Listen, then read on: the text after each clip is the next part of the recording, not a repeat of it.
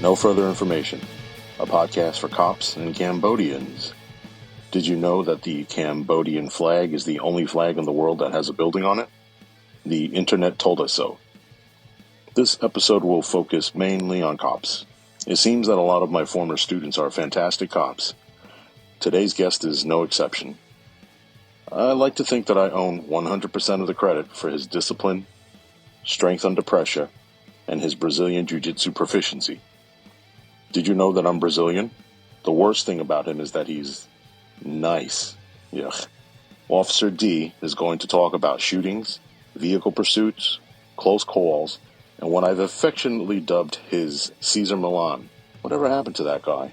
Too bad he wasn't a cop, otherwise he could be a guest. Ooh, spin-off podcast. The Dog Whisperer. Confessions of a Chihuahua Lover. I'll just stick to cops. Less dog shit, but more bullshit. Am I right, guys? Okay. Let's listen to Officer D, a cop in the Dallas-Fort Worth area. Don't be thrown off by the Pennsylvania accent. I can't understand what the hell he's saying either. But I sure had a craving for cheesesteaks afterwards.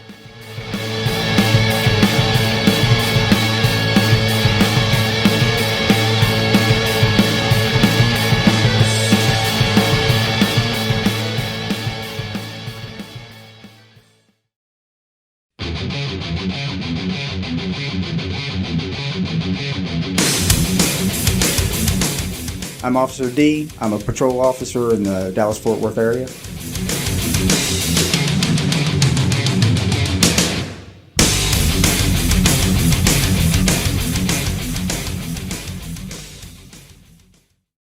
We know each other because I was your instructor, right? Yes, sir. It seems to me that you've taken quite a shine to the old DWI arena over there. You become their guy. Yeah, I really enjoy it. The biggest thing, as you know, the time frame that it takes. We're a little short on manpower, so I've gotten pretty efficient with it. I'm very competitive by nature, so once the arrest is made, I'm looking at the clock. Okay, here we go. If it's blood, all right. I'm trying to get 3.5 hours for the warrant, bang the bullets and be done. So I'm trying to get pretty efficient with it. As you know, a lot of times it's waiting for it to get signed is usually the longest part. Do you guys do breath too? Oh yeah, for sure. Nice. But for the people who, don't consent or they, kind of, or drug driving or something. Yeah, they, kind of screw around with the consent, start asking questions or whatever. It's like, what, screw it, I'm just going to get a warrant. My favorite, it's only happened like 2 times, but my favorite is when he provides the first breath specimen and then fucks around on the second one. Yeah. I've stopped those too. I said, never mind. I'm going to get a warrant. Just put him back. All right. So when it comes to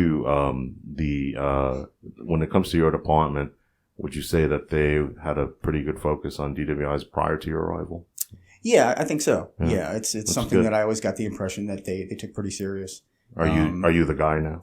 I wouldn't say I'm the guy. There's a few other officers. There's one that his whole story of becoming a police officer was he was in a pretty bad car accident with a DWI driver, and that's like he runs out the door, tires screeching. If we get like a DWI Reckless locate call. or something he's trying to get there, but we're looking for him. Why didn't we get him on instead of our guest? Yeah. So okay. So what's do you remember your first? Because you texted me a couple times on some jobs. Yeah. Do you remember your first good DWI or your first DWI? Actually, no, I don't. That's good. You've done so many. yeah. I don't remember the first one. What's the best DWI you've had? There's been quite a few that were pretty good, with some really high, levels that came back. We had, a guy the other night pulled right out. As soon as he pulled out of the parking lot of the bar area, he hit the curb, flipped his truck. We get there. The other officer I was just talking about, he gets there first. Mm-hmm. I'm primary. He's my assist, but he gets there first.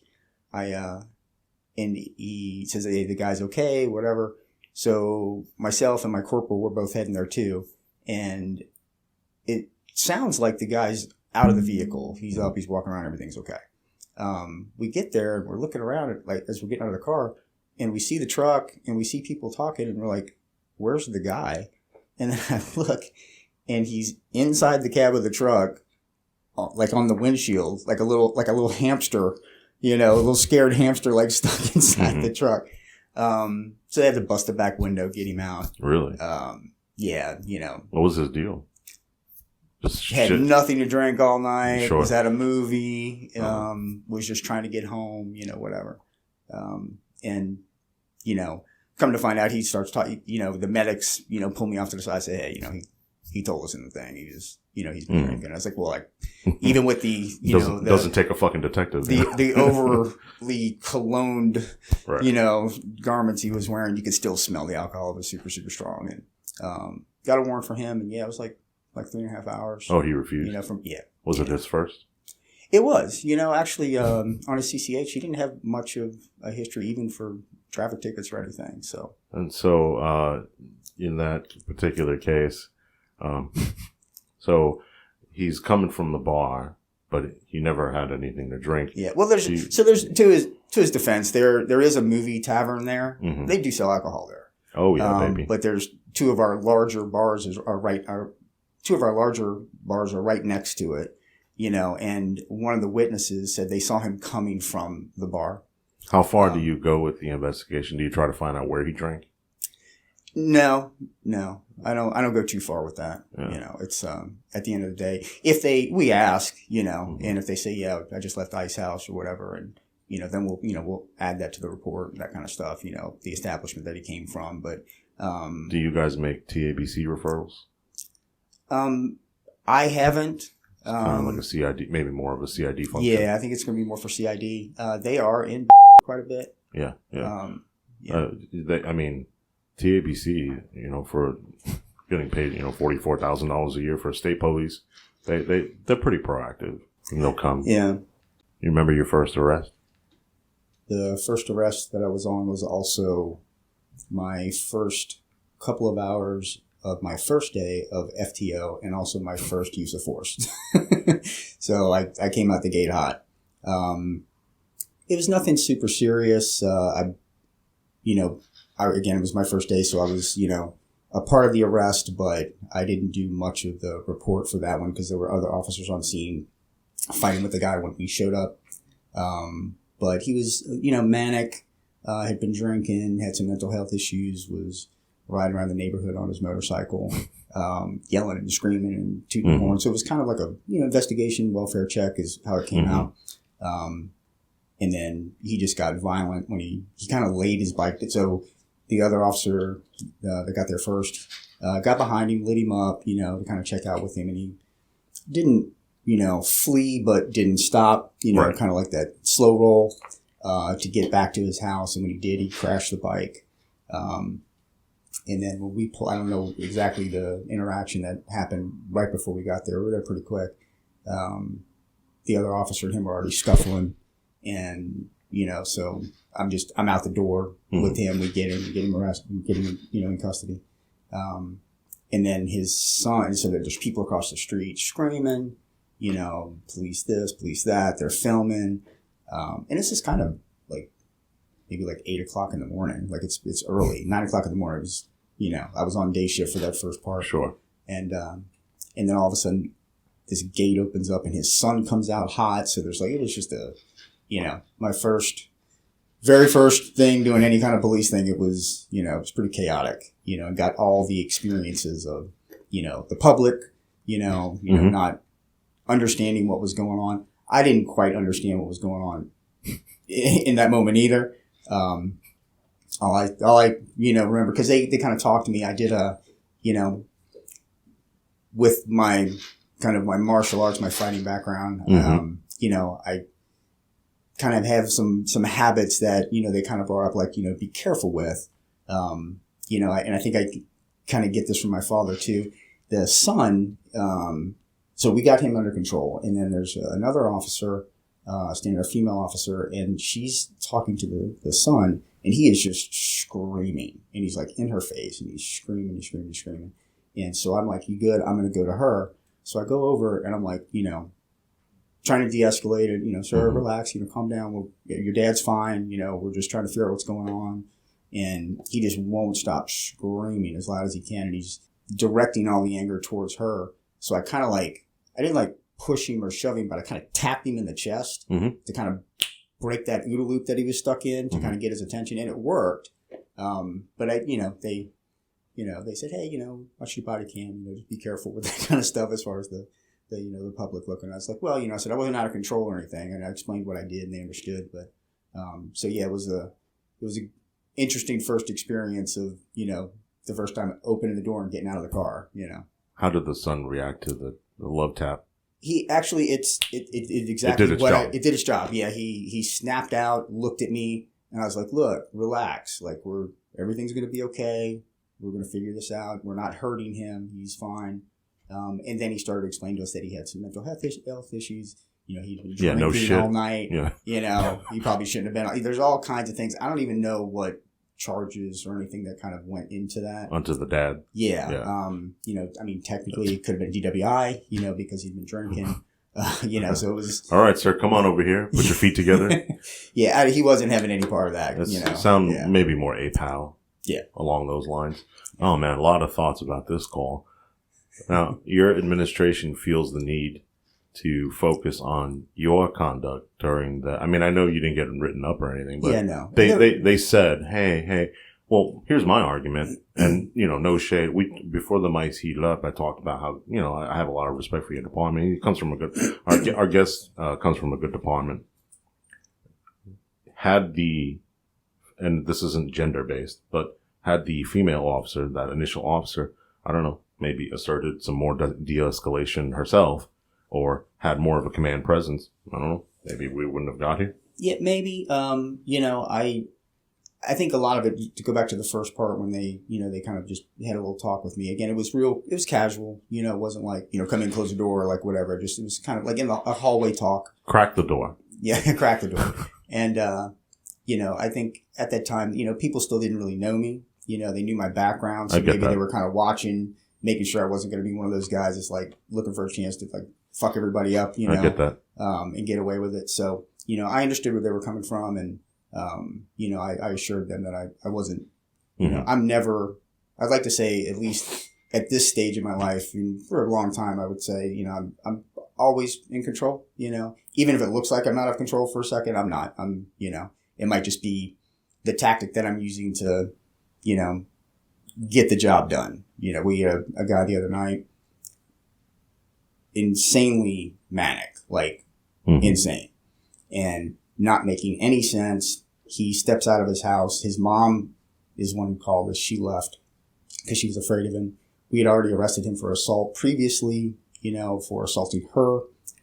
He's having one of his manic states again, probably some methamphetamine use on top of it. He's standing out in the doorway, and I'm trying to talk to him, and he's going up and down, and he's screaming, and then he starts talking about the pagans next door, and it's his job. I don't know. So I got my assist there, but I'm kind of, within a couple feet from him, and I'm trying to calm him down. And he's yelling so loud and getting really aggressive. I know you're afraid of me. And I see this look in his eye. So it's the loudest I've ever yelled at anybody since I've been on the job. Mm-hmm. I went above him. Mm-hmm. And it was the same thing like the tap. It snapped him out of it for a second. And then I brought it right back down, and, he was calmer, but within a minute he was right back up, and I just had this gut feeling that he was about to attack, mm-hmm. So I immediately just went hands on and just waited to take him and, brought him down to GPS. Hey, pal. Yeah. You know what it is? This is what was that guy's name? Caesar Milan. Remember the dog whisperer that? Oh, yeah. You have to show him that you're the dominant male. You have to nipping people in the neck. No, I'm serious. You have to be the leader. Ben. I have a Mexican mother too. Your discipline is a Brazilian jiu-jitsu, right? Yes, sir. And I don't know. Judo as well. Yeah. What is it? Is it belts? Is it colored belts? It is. Yeah. Oh, okay. Yeah. And black, right? Black belt. Yes, sir. All right. Why is black? I like that, right? The black belt. is the best belt, right? It's about time some brothers got some, you know what I'm saying, right? Some redemption, right? Should be the black belt. Oh, and you know what's the shittiest belt? White belt. Right. Yeah. And how has that served you in your career? It serves me very well. Discipline above all else, right? Yeah, and it's we just did our some in service, and they have me as the defensive tactics. You're the DT guy, yeah. One of my sergeants actually was a brown belt in jiu-jitsu. He's kind of like the head, like he's the in charge, and I'm under him. But I'm the one doing the instruction. Right now. And I kind of was speaking to them. It's from just what I've seen, with other officers, and I think it's just the comfort level. I've been in so many of those situations where it's not new. Mm-hmm. So I think that's what helps me stay present.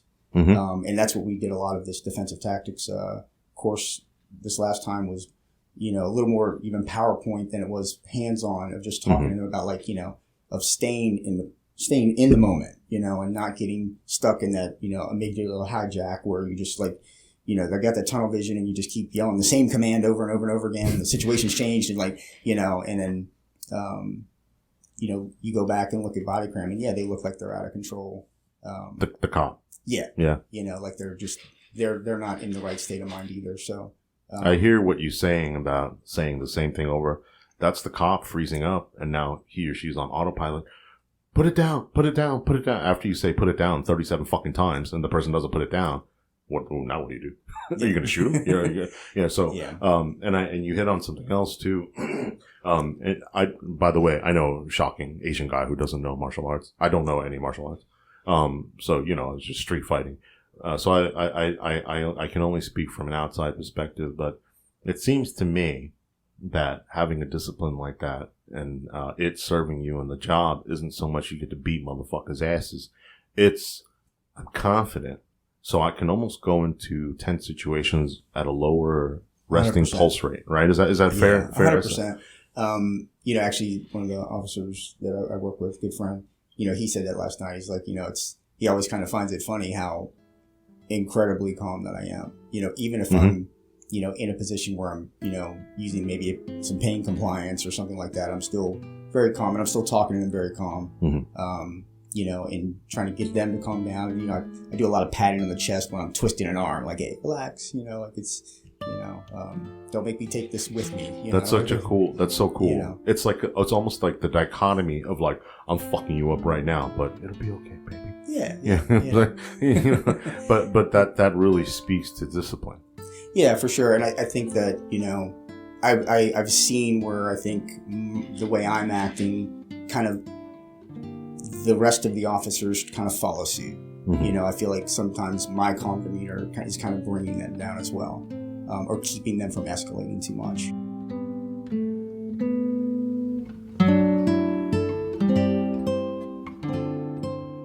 There's a zen to martial arts, right? Is that fair? Yeah. And then, so let me ask you this. Does that also help you cope with some of the worst of the worst? The blood, the shooting, the gore, the guts, the DV?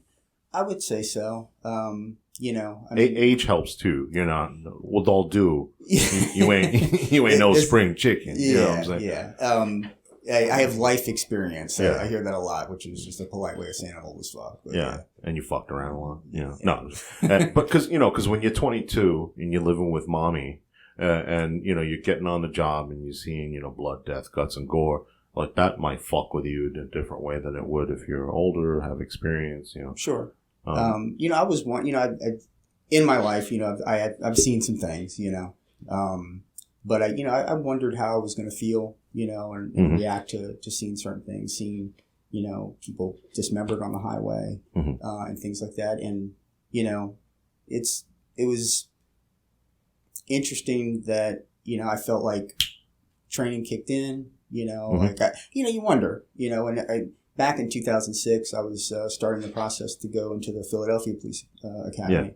Yeah. And you're from PA. Yeah. So originally I'm from Louisiana. Right. Old rednecks from Louisiana, but I lived 25, 26 years in Philadelphia. Right, so I'm kind of from Philly too. Sure.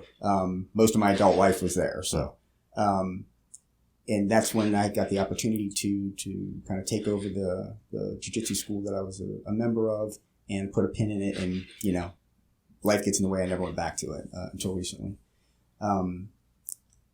But during that time, I went out on a ride out with a good friend of mine who was part of the drug task force in the area. So we did a ride out, and I really wanted to see. You think you can get out of the car. Oh, sorry. Oh, you can hear my phone. Sorry. You think you can get out of the car, when shit's going down or all those kind of things, but you don't know until it's in front of you. Mm-hmm. If there's a massive fight or guns or whatever, am I going to get out of the car? Am I going to freeze? I don't know. So I wanted to go out on that ride out, and it was one of the best nights of my life. I had such a good time. I felt so comfortable, and he gets dispatched to some big fight in progress, and we turn the corner, and this is Philadelphia, so it's row homes, mm-hmm. it's real street, mm-hmm. And are you from so mm-hmm. you get it? Same. So don't tell anybody. They can hear it. What y'all talking about? We turn the corner, and it is literally it's almost like the Hatfields and McCoys. There must be mm-hmm. a couple hundred people in the street. Mm-hmm. And it's like one side of the street fighting the other side of the street, and it's insane. And so I'm looking, and my buddy's like, he's real calm, mm-hmm. and he's like, hits his lights and sirens, mm-hmm. and he's like, this will get rid of some of them. Mm-hmm. It's like, okay. He's like, don't get out yet. And then we can hear the sirens of the backup coming. So then he turns the siren off. He's like, all right, let's go. And he jumped out, and I was like, all right, let's go. On the ride along. So we went in, they got a vest on me. Right. Yeah. No gun, no nothing. Yeah, sure. Got a vest on me.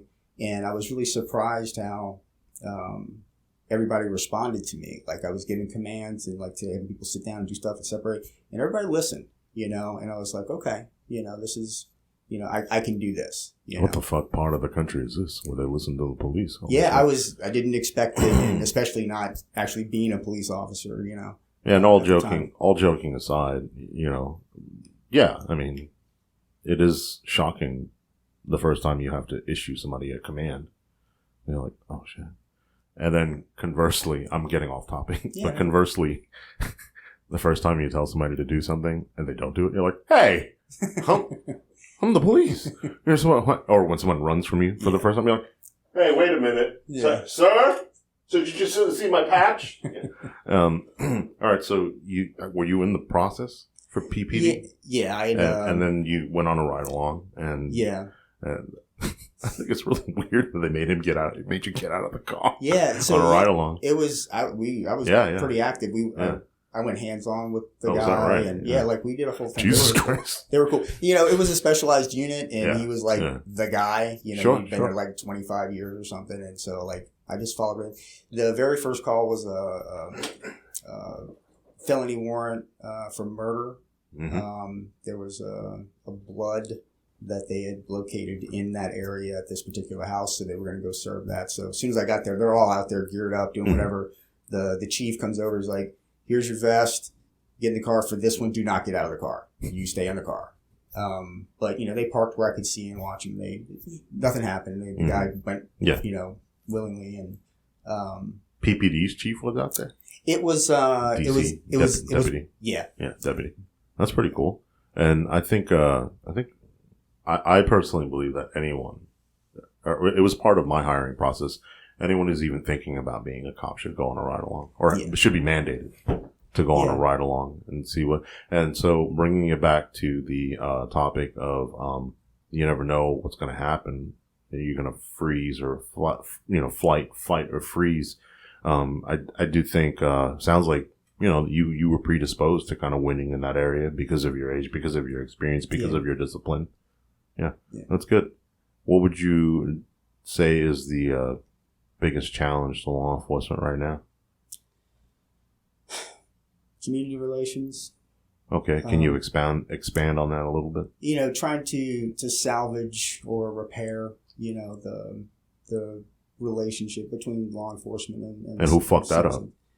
We did. Absolutely, we fucked that up, yeah, and it's tough getting that back, and the way to do it is just providing quality police service, which it sounds like you're doing, and your department's doing. I try to, I was talking about it the other day. Almost on every traffic stop, every interaction, I'm I'm thinking about it, and there's a lot of times, where people, get a little shitty with me or whatever. And then, something happens and I go to jail or anything like that. I'm like, look, I don't know what kind of experience you've had with the police before, but it doesn't have to be like that. Mm-hmm.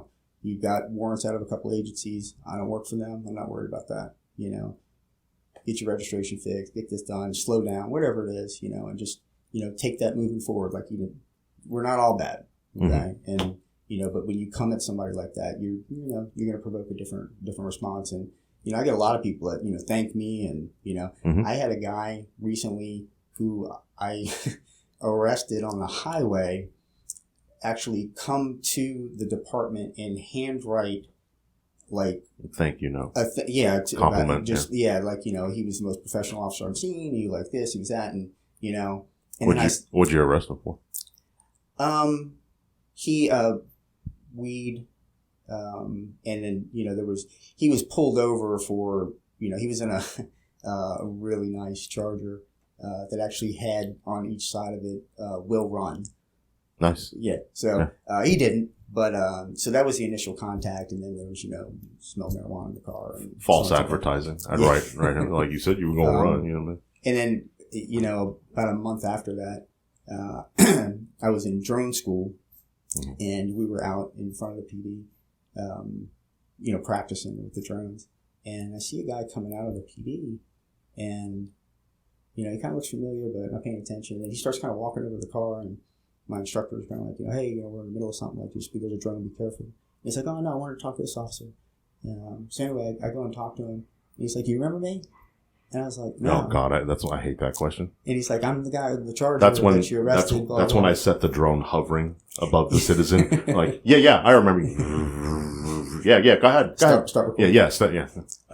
But it was him. And he was up there to pick up something from safekeeping or whatever.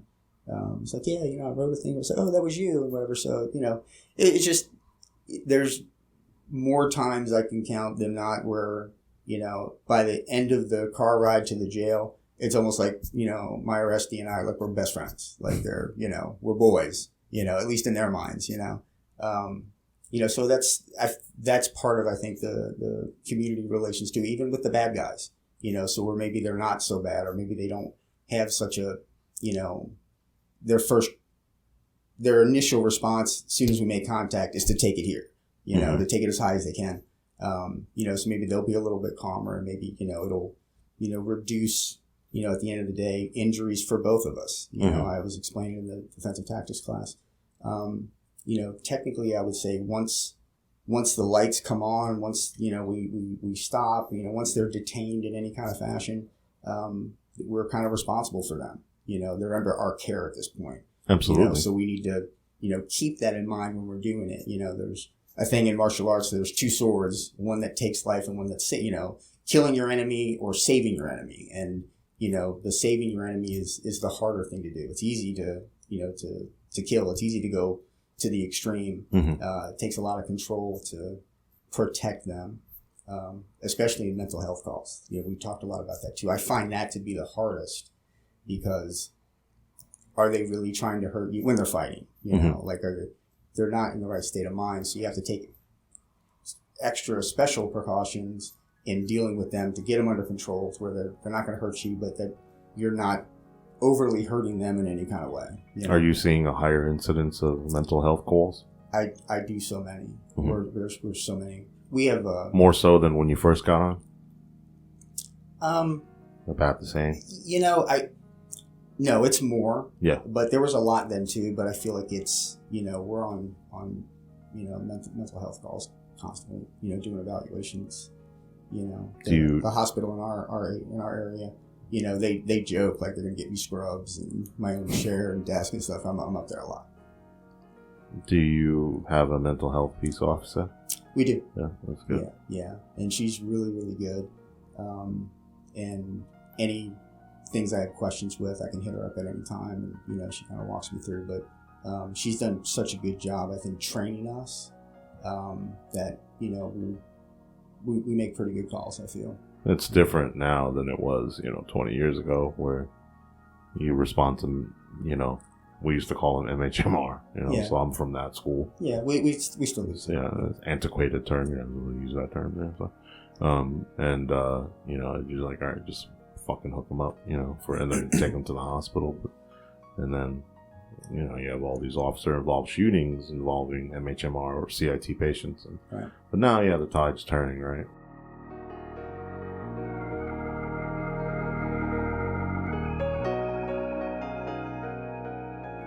I was curious when you were talking about your discipline and how that the sword and all that. You've been in fights, right? You can't come out on the winning end. What's that? You come out on the winning end of those for the most part. Most of the time, you're sitting here, right? Most of the time. What's a good fight story? Good fight story. There's so many. Beat motherfuckers' asses. With all my background, there's a lot. Did it start from an arrest? Guy wouldn't get out of the car. Domestic violence. Okay. So one that I use the video for in some of the training. The first time we had to take somebody out of a car. What was his deal? He just sovereign citizen or something? Almost. He was just, I think, he was intoxicated, entitled, right, angry. It was a traffic stop. I think he ran a stop sign. Whose stop was it? It was not yours. It wasn't mine. I was the assist. He had some warrants. Nothing serious. But he just, again, was just hot, like right from the beginning. And so does the first element say, hey, this guy's being a dick, start some cover? Or I think it was his aggression as from the primary jump, officer got to the window. It was already super aggressive. So he started me another. It was 2:30 in the morning. Right. It was in a residential neighborhood, so it was real dark. Mm-hmm. So you get there. So and it's raining also, of course. So he calls for assist. I get there, and he's like, "Sir, I just need you to exit the vehicle." So much more, screw you, whatever. I'm gotta kick your ass. He's threatening us, all this kind of stuff.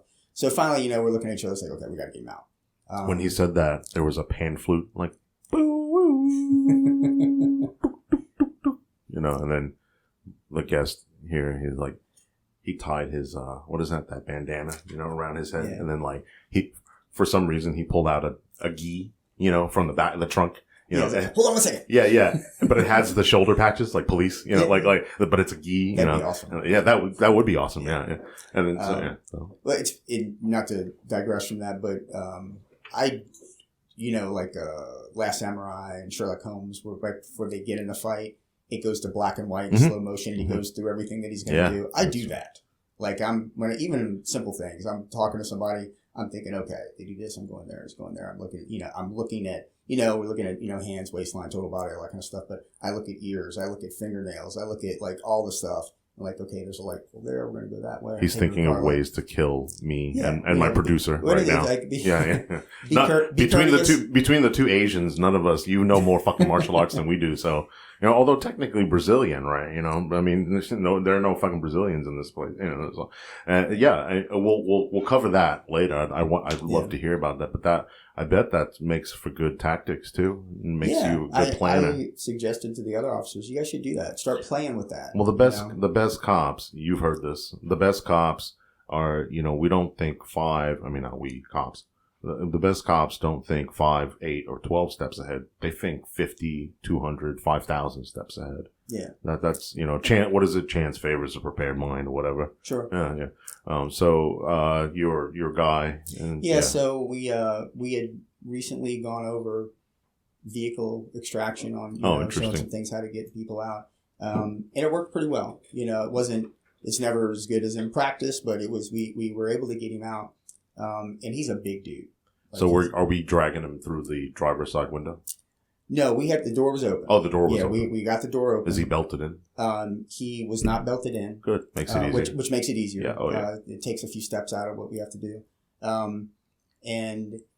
We got the grip off of off the steering wheel. Got it bent around B-pillar. The primary officer, he grabs the head. We get him out. We get him to the ground. But getting him to the ground, he's like, we couldn't flatten him out. He still kind of was in like a little bench press or push-up position. Push-up position. Yeah. And we're on him, and he is pushing both of us up. And he's on his knees. How big's the other cop? He's, I'd say about my size. Yeah. You got more coming at this point? More. At this point, they're step it up. Right. People are coming. Right. This is where? So a small residential area, right? Yeah. So city street, but still. City street, but it takes a minute to we're get in homes, so they're not like on the highways or access roads. So you got to make a left on Blackberry Drive, then turn right at Blackberry Circle, and then go up Blackberry. Like, why the fuck are they all named fruits? Okay, I get it. Jesus, what happened to fucking? We're both from the Northeast. What happened to fucking First Street? Yeah. Okay, I know where to fucking turn. At 36th Street, that's after 35th. Okay, all right. Anyway, sorry, my Texas complaint. The civil engineers had no grid system. Oh no. They're like, you know what? We should name this neighborhood after birds. Well, I'm sorry, I don't know what a fucking Oriole is. So he's on his knees, but he's basically in that prone push-up position. And we're pulling arms, he's pulling. And the other officers, he's a young, athletic, he's got some skills. He's done some jiu-jitsu with me too. Some other guys come to my house and train. And we're pulling. And so I'm kind of standing and trying to hold him down. And I'm kicking his arm. Mm-hmm. It's not budging. Like he's a big dude and he's angry. And he's telling us, once I get up, I'm fucking you guys up. Yeah. So, there's a kind of I would say a sport technique in jiu-jitsu. And he's kind of in the position like if it was a competition match, I would do. So, and you can see it on the camera. I'm contemplating if I should try this. Mm-hmm. And, I'm thinking like this guy gets up. Even with what I know, this is going to be a fight. Like this is, we're not coming out of this unscathed. We'll get him arrested, but this is going to be work. So I'm like, I don't want this guy to stand up. So I did it. And so I hooked my leg inside on his arm and took myself down, took his arm out. So now I teach this technique now for this. It was beautiful. Not to like talk about me, but I was so surprised how easy and how well this worked. I was able to pinch his arm between both my legs and just hold him. Mm-hmm. And then in doing that, it extended his arm toward my partner could pull his arm out and put it behind his back. So then all I do is I hip switch and his arm pops up right to his other wrist. Right to the other wrist, right. And it was beautiful. So that was pretty cool. That was a cool kind of, resisting fight kind of thing that happened where nobody got hurt and we were able to get that guy cuffed so much easier than I thought. And, I was glad that we were able to do that before the other officers got there, because I think it would have turned into a dog pile, which I'm not a fan Which is never helpful. No, not at all. If I'm the AP and a fucking cop does that fucking jujitsu bullshit to me, I'm like, all right, I'm done. Like, fuck that. I'm okay. I'm good. Like wherever I'm your bitch. Let's go to the jail. What did you charge him? DWI, resisting, all that? Yeah, he got all the shit.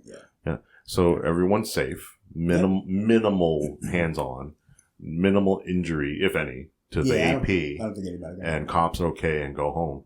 I mean, that's a beautiful thing, right? And then also too, right? Like your discipline allows you to slow down, evaluate. And I know what you're talking about when you see on the body camera, you're thinking.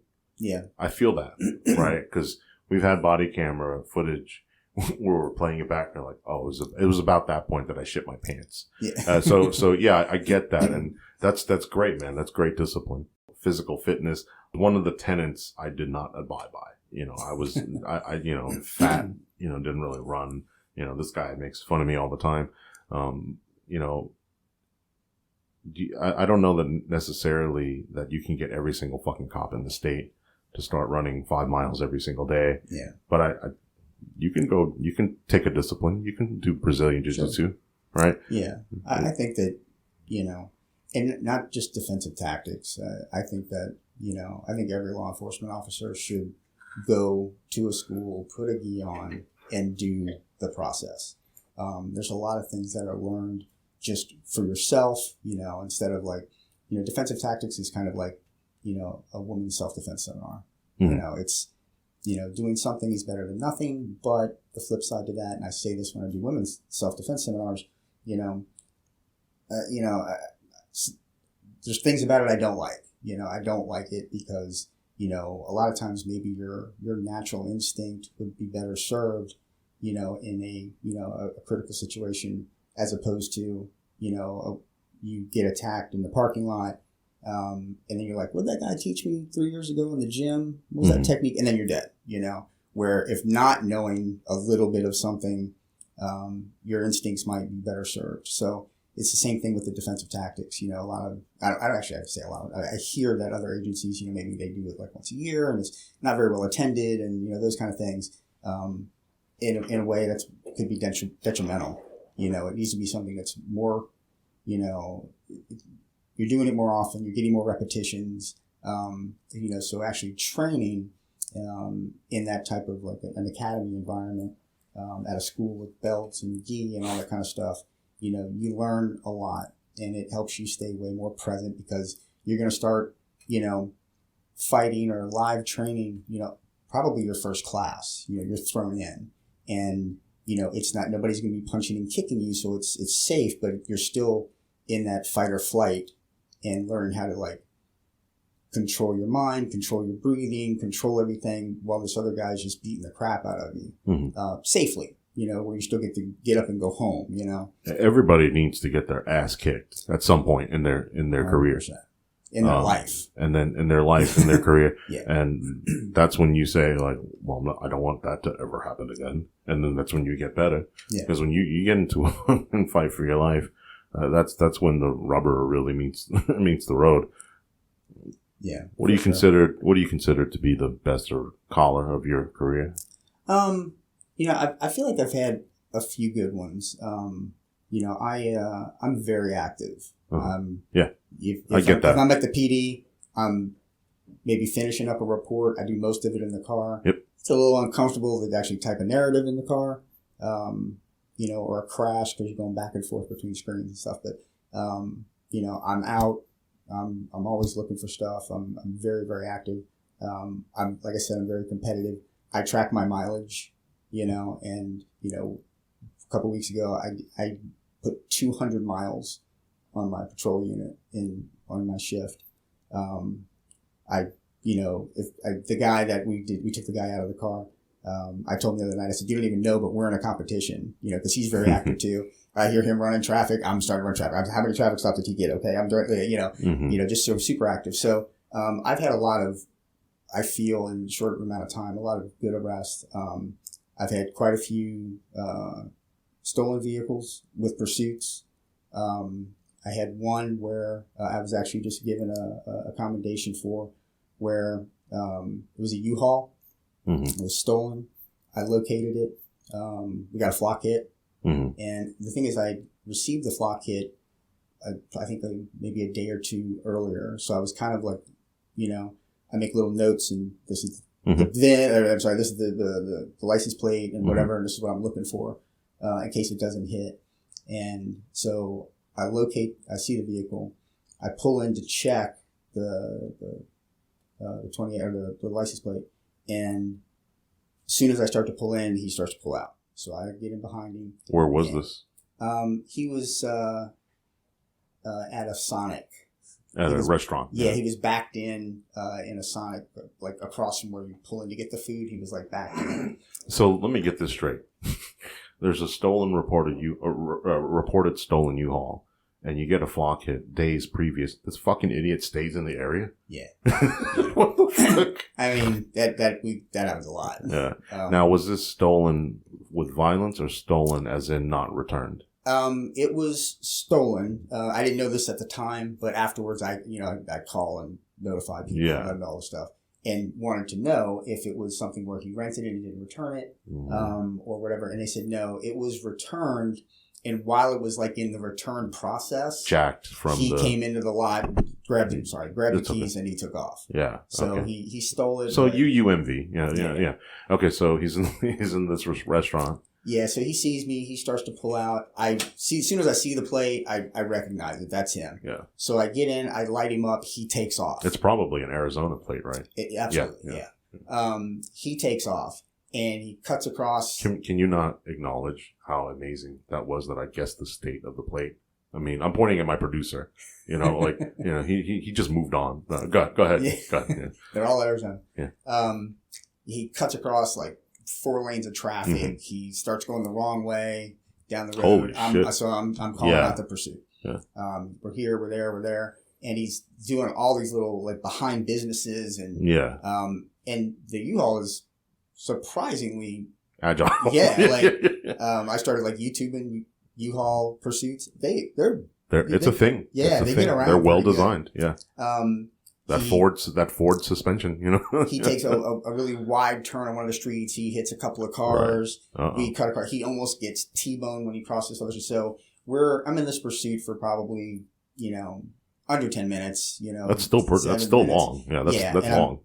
And it's a lot of radio traffic because he's taking a lot of streets. He's not just. Yeah, what did I say? Blackberry Lane, Circle Drive, Yeah, so, and, some of these little back streets, I don't know them off the top of my head. So I'm like, look at the street sign and, so I'm calling it out. People are coming to me. And he starts going down a street through a residential neighborhood that he obviously didn't know because it dead ends. Right. So I'm like, all right, I'm getting my belt off, where I know I'm about to have to get out because he's going to have to stop. Right. He doesn't stop. Oh, shit. He starts to slow down a little bit, so I'm starting to open my door and get it into gear. And his door opens. I'm like, he's running. And when he jumps out, he's got a gun. And I jump out. I'm starting to go. He falls. It falls out of his hand. The U-Haul is still going. It crashes through the little guardrail barricade down about 15 feet into the creek. There's a creek right there. But as it's starting to fall, he gets up and, I'm trying to yell commands, but he's running. He runs. You can see it on the camera. He almost gets hit by the U-Haul. Right. Like he jumps in front of it down into the creek as the U-Haul is right behind him. Boom, boom, boom. He's down around the corner. So I run up there, I check the vehicle real quick, make sure nobody's in it. I secure the gun because people are coming out. Like it's in the afternoon. People are like 5 o'clock. People are coming out. There's kids. So I secure the weapon. I let them know what's going on. I don't go down in there. I'm not going to chase him down in there. Fuck no. So we set up a perimeter. We do whatever. We get canines out from other agencies. He threw dope. Mm-hmm. He had some pills and whatever else, a bunch of weed. So I go stage down into the creek area, and then the canines are starting to run. We've got officers around the other side, and we're close, but there's a bend right there, so I can't see them, but they know I'm here, just so we don't have any crossfire. And I'm listening to the radio, and the guys told me, they called it out, but they told me what they saw is he was late. It was like a Rambo movie. He was in the creek with like just enough of his face to like breathe. Mm-hmm. And they were really close to him and didn't realize it first. And then they found him. He got up, started running. They grabbed him, came around. We drug him out, cuffed him up, arrested him. But yeah, so that was an interesting thing. And it was, I tried to, because, I'm human, like, you get in those things, like you hear some people on the pursuits, like, you can hear in the voice, like it's, they're amped, you're kind of like, and you are, right? Like I'm running code, I'm chasing a guy, like, of course everything's a little elevated. But I was trying to be very mindful of, being very calm when I was speaking and, giving the directions. And my chief actually came out to the scene. Mm-hmm. And he was like, hey, I was listening to the traffic. He said that was perfect. You did a great job on the radio. And, in the back of my mind, I'm also kind of thinking, like, if I sound too amped or a little out of control, I don't want it to be terminated either. I want to get this guy, But Yeah, everything worked out really well. You don't want the pursuit to be terminated. Yeah, like, maybe like, hey, just cut it off. Yeah, cut this off. It's going to get dangerous. And to be honest, out of all the pursuits that I've been in, that was probably the most dangerous because of his driving behavior through those small streets, into traffic, wrong direction in traffic. And, we're talking like 4 or 5 o'clock in the afternoon. So there's a lot of cars on the road. Yeah. Yeah, so that was a good one.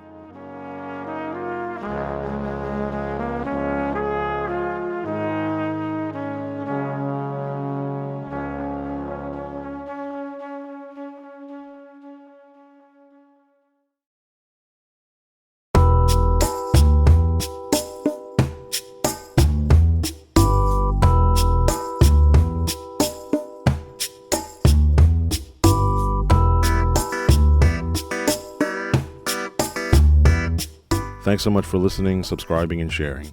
Please rate and review the show and follow us on all platforms. You can hear us on Apple Podcasts, Spotify, and YouTube. Our website is nfipodcast.com, YouTube at NFI Podcast, and please reach out to us at podcast@nfipodcast.com. New episodes released weekly or whenever I feel like it.